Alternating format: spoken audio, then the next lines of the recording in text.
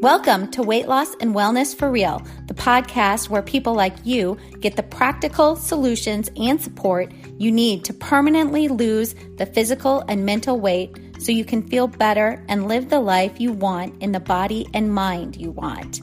If you're looking to overcome your stress eating, overeating, binging behaviors, and move to a place of freedom with food and your body, you're in the right place. Just a reminder that this podcast represents my own opinions. The content here should not be taken as medical advice. The content here is for educational and informational purposes only. Please consult your doctor or healthcare professional for any individual medical questions you may have. Hey everybody, thanks for joining me here for this episode. Today I'm going to talk a little bit about creating behavior change, and should we do it from fear or from love or both? I'm also going to get into what the compassionate observer is for those of you who have not heard that term before. So behavior change from fear or love. This is a little bit of a delicate topic as I get a lot of clients who at first actually argue this with me over and over. They say things like they've only lost weight or been able to change a habit or behavior by inducing fear in themselves. So they give me ample evidence that fear works.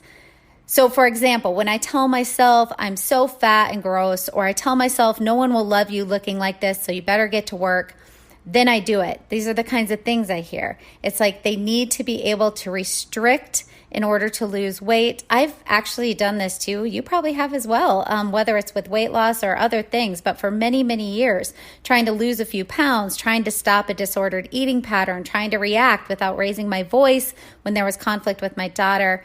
You know, I would try to do all this by telling myself, you're such a terrible person. You need to make these changes so you're normal like everybody else. Other things I typically will hear from clients are things like, I lost 20 pounds by restriction and disciplining myself. Anytime I overate, I would restrict food and feel shame and guilt, and this motivated me to keep going. And so that's an interesting idea, that many of us hold the belief that shame and guilt motivate us to keep going, or motivate us to lose weight, or motivate us to make the changes we need to make. Okay, so that's what we're going to jump into a little bit. When I hear these things, I always very gently remind these clients that beat down self-talk in order to try to create the behavior change they want actually didn't work, because they are working with me now because they have gained all the weight back and usually plus some more, or they've stopped their once habit of working out and want to get back to it again, or they're back to exploding in anger with the people they love. So the habit or behavior was changed momentarily by them using shame, guilt, but it didn't last. And that's the point. For lasting behavior change in any aspect of our lives, weight loss included, but anything else we're trying to change, for lasting change, we will not make that change permanent unless and until we adopt a new behavior pattern of thinking about ourselves, like our relationship with ourselves, how we see ourselves, how we speak to ourselves. We do not create permanent change without first making some adjustments there. Okay, so let's say you want to lose weight, make some sort of change in our lives, and there's lots and lots of ways to do that. But remember that all behavior comes from a feeling. So when we want to make a change in our behavior, we need a feeling to get us to conjure up the new behavior. So let's revisit the framework for change. I have this all in a previous episode. So if you want more detail, you can go back to that. It's called Framework for Change or something like that. But I want to just quickly revisit it because I want to make sure you really have that idea solidified. So the framework goes like this. We have a core belief about ourselves. And from this core belief, our identity is created. Our brain then populates thoughts for us that match up with that identity. And from these thoughts, we get feelings that, remember, have little chemical cocktails attached to them that create sensations in our bodies. And from these feelings and sensations, We are moved into behavior. We are moved to act in a particular way. And from that behavior, we get our results. And from our results, we solidify our core belief. And the cycle continues. Remember, it's a cycle. It goes on and on and on. And also remember that we have simplified this cycle into this. Thoughts create our feelings, which create our behaviors. So to make a behavior change, to create a new behavior, a new habit, we need to jump into our thoughts first. It's here that we create our new feelings and therefore our new behaviors. Now, you can jump into thought work alongside behavior change as well, but you really need some of that thought work in place to keep the new behaviors going. Okay, so I want to go back to an example I gave you a few episodes back where I asked you to imagine a scenario where a child or maybe even a teenager is a good way to look at this, gets told every day by his parents that he's no good, stupid, worthless, can't do anything right. He gets those words and message over and over and over every day. He hears it over and over every day. He senses it over and over every day. He feels worthless, unloved, and afraid. I mean, the one person or people, his parents in this world who are supposed to love him, his parents, obviously do not. And those are the thoughts he's having. Obviously, my parents don't love me and they're supposed to, but I guess I'm unworthy. I'm unlovable. I have no one to protect me or keep me safe. The message becomes his identity because it's now the way his brain is thinking. It's the pattern thoughts in his brain. And so ask yourself right now, how do you predict this teenager will behave? How do you think he's going to act? So for a while, he may try to do everything right to gain approval. He will walk on eggshells, become quiet, not press any buttons, just to try to get the love and approval from his parents he so desires. I mean, we as humans are just innately built that way. We want approval from our parents. But when there's no words of approval, no compassion, no actions of approval, no love, he will begin to rebel. And this usually in teenagers will look like outbursts of anger and defiance. He'll begin to become part of situations where he proves his identity true. He proves the identity true. He's no good and worthless.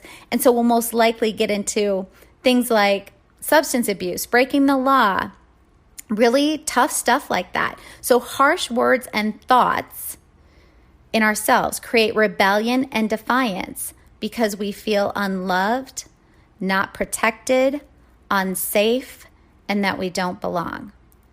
So now think to yourself, how does it apply to the messages you give yourself all day long and how your behavior manifests from those very critical thinking patterns? If you choose to speak harshly and criticize yourself in order to try to punish you into changing, it goes back to what we were talking about, like right at the beginning. This belief system that I have to punish and berate myself in order to make change. You are going to have the exact same results that teenager has. The burden of the critique you give yourself over and over and the exhaustion of trying to be perfect, you're eventually not only going to give up trying because it truly becomes so exhausting, like you literally have no more energy to try and you can't go any further, or you will rebel. You start doing the exact things you set out not to do. So when it comes specifically to weight loss or eating habits or creating healthier habits, it kind of looks like this. You know what you did in the past to lose weight or to create that behavior you wanted to implement or to stop a behavior you wanted to stop. You went on some juice cleanse or I get stories of people eating only 800 calories a day. I did that for a while, for a time period in my life. Or you exercised, 2 hours every day for a month straight, totally over-exercised. Again, guilty. I've been there. You battled your own mind and thoughts into submission where you told yourself, I'm so gross, I'm so fat, I'm so abnormal, so you better lose weight this time. You need to do it. So you lost the weight and you felt amazing.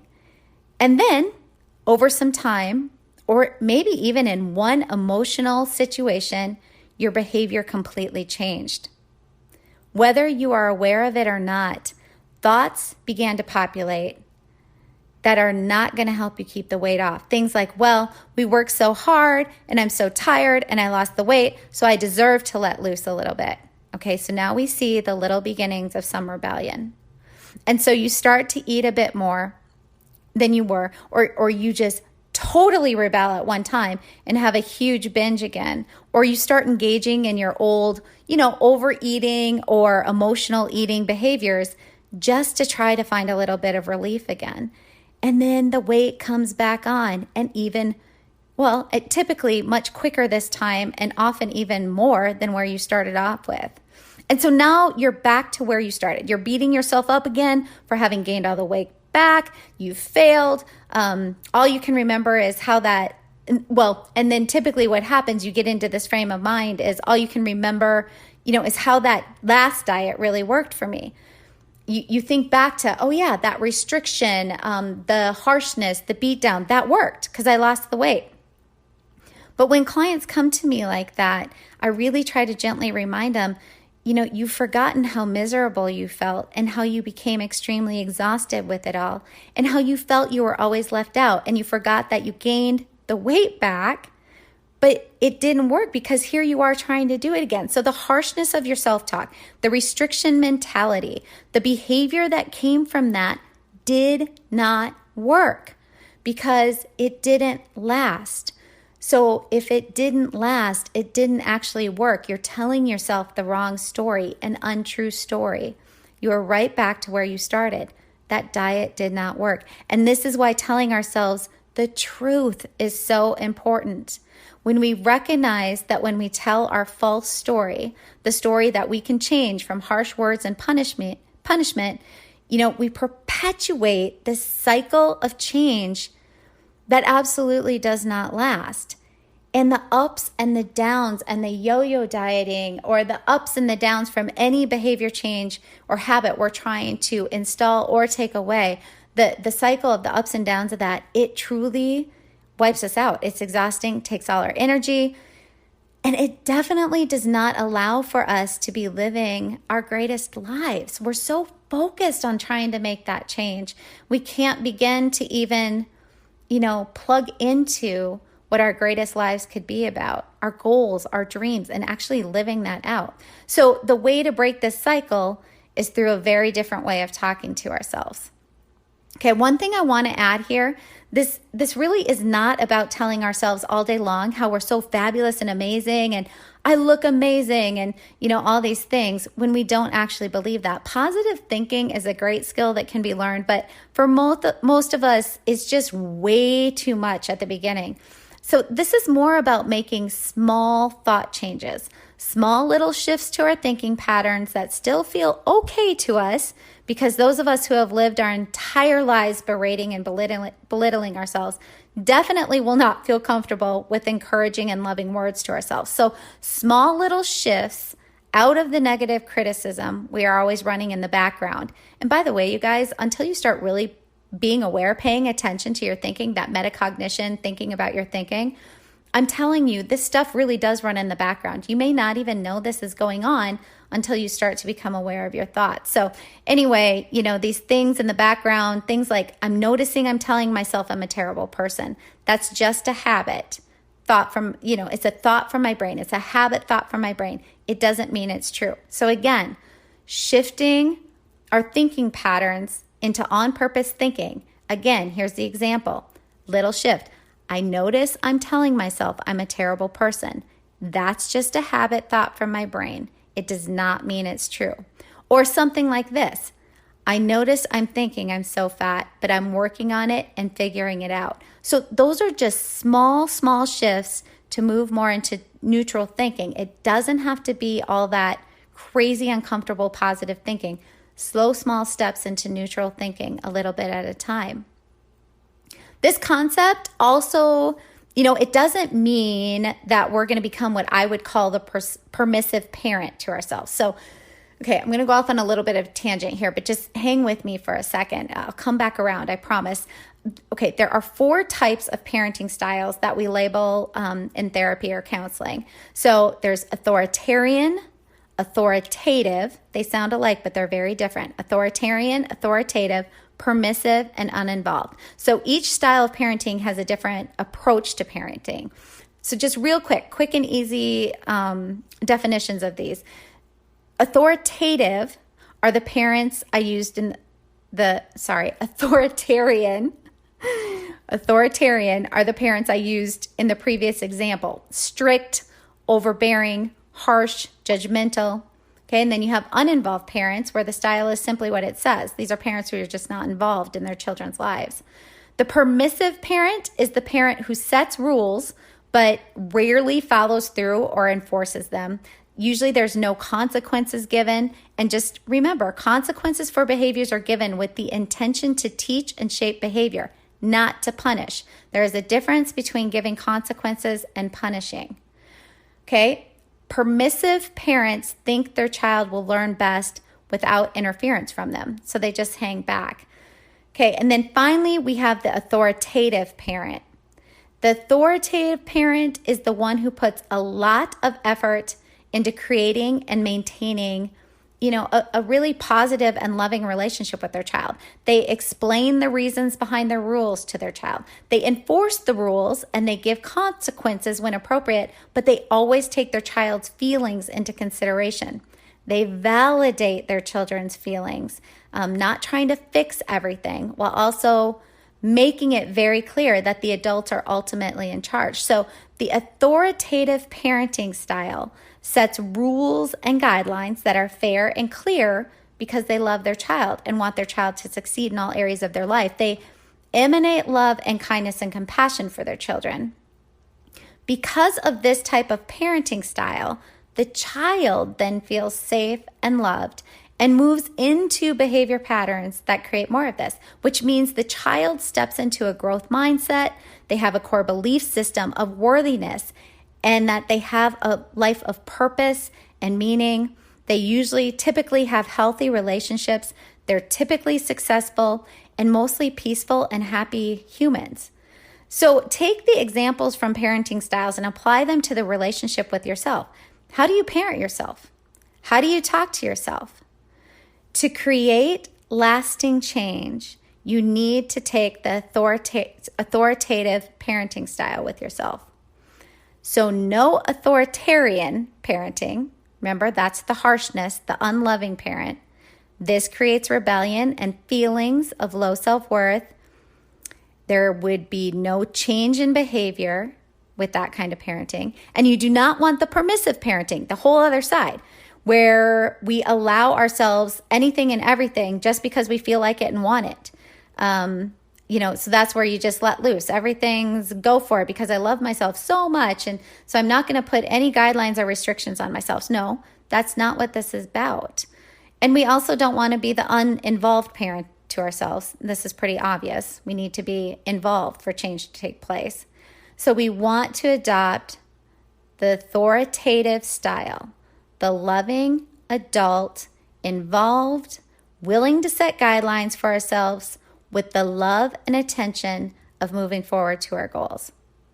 The different thoughts of compassion and encouragement that we really need in order to begin implementing and creating that lasting change really probably will feel a bit uncomfortable at first, but you will find if you practice it, you will start to feel some relief. And when you feel some relief, you gain back some energy and some lightness. And when you sense and feel energy and lightness, your behavior redirects itself to doing what needs to be done for lasting change, like actually starting a new health habit and finding it so much easier to stick with and follow through on. When we really incorporate this understanding of change from love and not fear, and believe that to make lasting change, we need to shift our internal self-talk, we can then really plug into practicing it. So what I mean is you once you really hold that belief and you understand this, it's time to start practicing it because it means you really can implement it. Your core belief is going to be there and able to line up with it. So again, this is an actual skill that can be learned. And so just like any skill, we need to practice. So I'm going to give you, as I always do, a couple of practical strategies to try on this week to start to shift your internal dialogue, your self-talk. Okay, so first strategy, You can use what I call the compassionate observer method. So pay attention to your thoughts as a compassionate observer. Do not judge them. Just notice them. Just noticing and not judging is the observer part. It's kind of like what a scientist does, right? Like you really have to stay away from your own judgment. You are simply observing, so no judgment. Use compassion as you look at your thoughts non-judgmentally. If it's tough for you, think of how you would watch your most beloved pet or a child you love and how you would think about them as you watch them. So you might see them really making a mistake or messing something up, but because you act from compassion for them, you do not get angry or overly emotional or reactive towards them. You observe and you compassionately encourage them to redirect their behavior. You speak compassionately to them even when they make a mistake or screw something up. So this is exactly how you need to practice speaking to yourself. So if you're kind of like, I don't even know where to begin, that's where you begin. You need to think about, how would I talk to a pet that I love or a young child who I really love? That's how you need to start talking to yourself, observing your thoughts non-judgmentally and speaking in a compassionate tone of voice and with compassionate words. Okay, second strategy to try on is what I call sweet and firm. So this is the term I use for implementing the authoritative type of parenting with yourself. I just find it's so much easier to remember because, as you can hear me, I keep screwing up authoritarian and authoritative. They literally mean the opposite thing, but they sound so similar. So we're going to talk more about sweet and firm.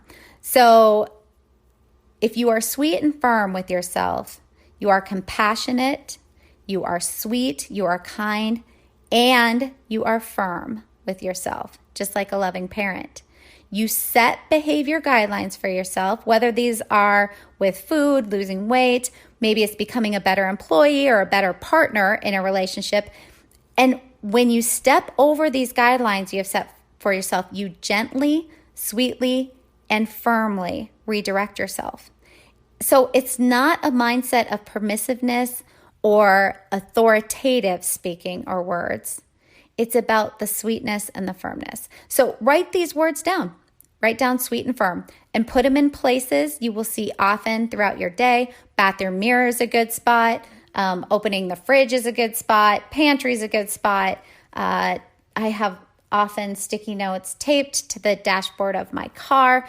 You know, you just want reminders of these things. It's the reminder to practice this kind of speech and thinking with yourself often throughout the day. Okay, so now you have 2 practical strategies of thought work you can begin to implement this week. Remember that all lasting behavior change ultimately comes from how we are behaving, which is derived from our feelings, which is cultivated from our thinking habits and patterns. So remember, our thoughts are ultimately what's creating our behavior and why you need to intervene into those thoughts to start creating some lasting change. It is taking small, doable steps every single day. Small steps that you absolutely, without a doubt, do not have an issue completing. You may have to stretch a tiny bit, but you know you can do it. You have the ability to make the changes you want to make. It just takes some practice. Okay, head over to my social media for more resources. You can find me on Instagram at Heinen Counseling and Coaching. Heinen is spelled Heynen. Once you're there, feel free to get in touch with questions or comments, anything weight loss, wellness, optimizing health, nutrition, thought work. I'm going to be including more and more questions as this goes on. I also have a recipes only page on Instagram at Peak Protein Recipes. Peak is spelled Peak. I'm a huge supporter of a high protein diet for weight loss and health and have been this way for many, many, many years. And so this page is all my high protein recipes that I've created. And there's sweets and desserts included in that, but they're ways of using foods you may really, really like, but a way to tweak them a little in order to create some food where you're getting a little bit more protein in. And if you keep listening right now, you're going to get more information on how my clients take a deeper dive on these topics with me through online programs and coaching. It's where you get the actual structured lessons, worksheets, journal prompts, support, and coaching behind all the information I'm putting out there to lose your weight for good, improve your health, and live the life you've been dreaming about in the body you've been dreaming about.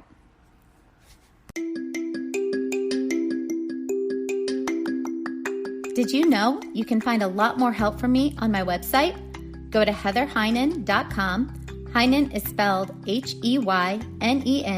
and get in touch with questions on all things I offer, like online courses for overeating, weight loss, goal attainment, and also my coaching and counseling services.